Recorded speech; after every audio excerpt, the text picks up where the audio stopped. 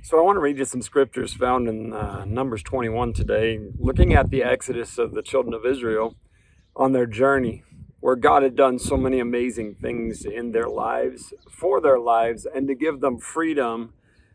It's just crazy, man, when we read this. I just want to read this one little section of scripture and then bring a challenge to us today as we look at it. Then the people of Israel set out from Mount Hor, taking the road to the Red Sea to go around the land of Edom. But the people grew impatient with the long journey, and they began to speak against God and Moses. Why have you brought us out of Egypt to die here in the wilderness? They complained. There is nothing to eat here and nothing to drink, and we hate this horrible manna. So, when they didn't have anything to eat, God provided manna for them, and they could make it into a variety of things, and God provided it for them.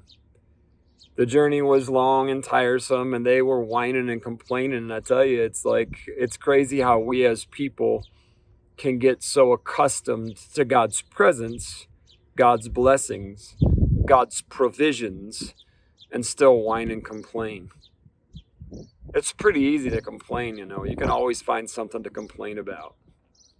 And I'm afraid that it's a plague that happens in many churches and Christian lives, where we find fault and we find something to be aggravated about. And we focus on those things rather than the blessings that God has provided for us, because we become so accustomed to the blessing. See, when the blessing becomes normal, we lose sight of the God who provided it.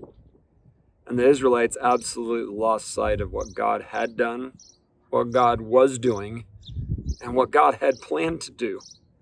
Church, please, I'm begging you, let's not lose our sight on not only all that God has done for us, God has provided for us, but his plans for us in the future.